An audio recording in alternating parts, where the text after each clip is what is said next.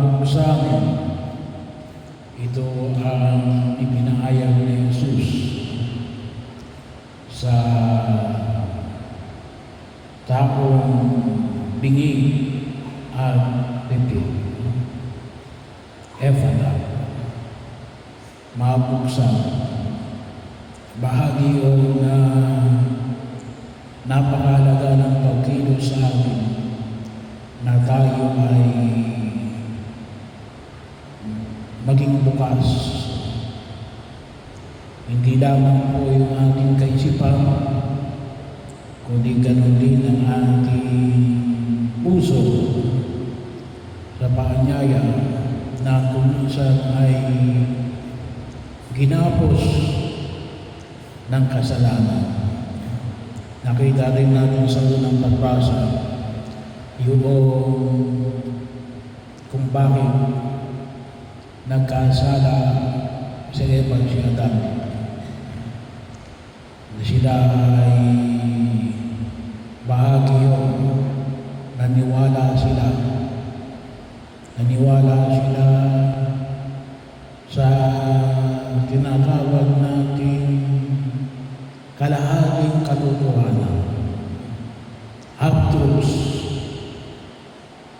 Kasi anong sabi sa kanya ng ahas, hindi kayo mamamatay. Tama naman, pagkakain naman nila, hindi kagad sila mamamatay.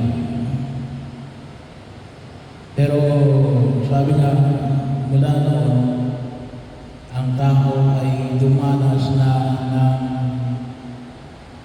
kamatayan. Naputol na ang ugnayan, ang malapit na ugnayan ng Diyos at ng tao. Bakit? Gawa ng kanilang pagsuway sa Diyos. Kaya kaakibat na pagkakasala na yan ay alin? Pumasok na ang lahat ng uri na kapahamakan at ang mga uri ng kamatayan na ipinahayag ng mga sakit na dinaranas ng tao. Kasi yun ay sinira, gawa ng naniwala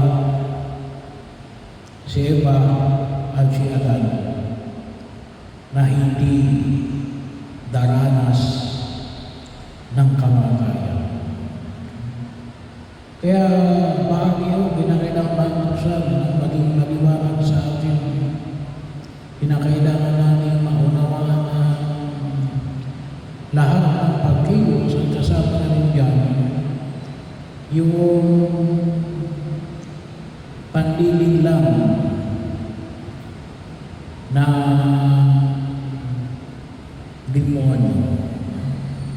So, bahagi yun. Well, hindi lang sila nalutang, ngunit sinuway nila yung utos ng Diyos. Yang utusin yung pandiling lang ay isang added na pagkilos para tayo ay hindi sumunod sa kalooban ng Diyos. O kung tawagin natin yan, sumuway sa utos ng Diyos. Ang matukso na lumabag sa utos ng Diyos. Kaya nawa, sa pagkataon na ito, sa paanyayan po ni San Cirilo at San Metodio ngayon, bagamat ibinagdiriyo ngayon kinamukilay si San Valentine, kasi may Valentine's Day.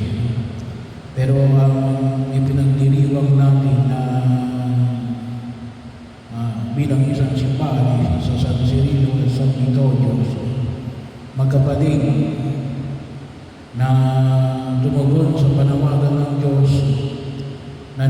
sikap na ipahayag ang mabuting balita ng pagliligtas ng Diyos, na patuloy na nagbibigay ng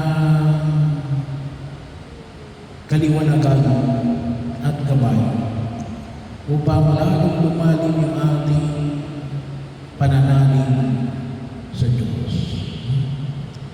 Kinakailangan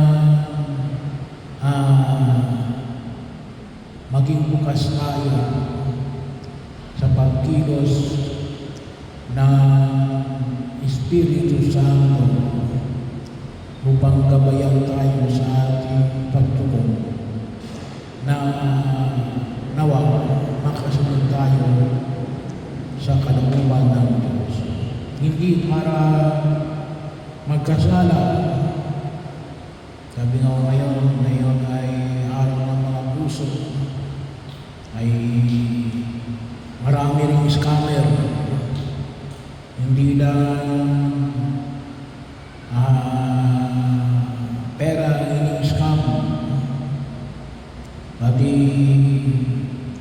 ang pag-ibig, bahagi yun na kung saan kinakailangan natin pag-ingatan. At yung pananampalataya natin ay isang pananampalataya na magbubukas sa atin na makita yung pagkilos ng Diyos at maging bukas din tayo na makita ang anumang uri ng pandinig lang.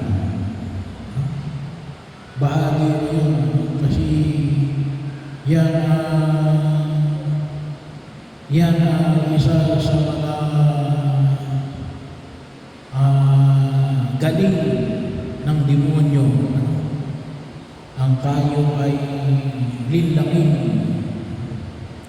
at kinakailangan tayo magkaroon ng mata, pandinig at puso na mabuksan upang makita ang anumang uri ng panlilinlang. Na kung ito si Mary, siyang paglalayo sa ating Diyos at sa mga turo na ipinagkaloob niya sa atin. Kaya tulong natin sa panahon may kapal, nawa ay tayo rin ay mabuksan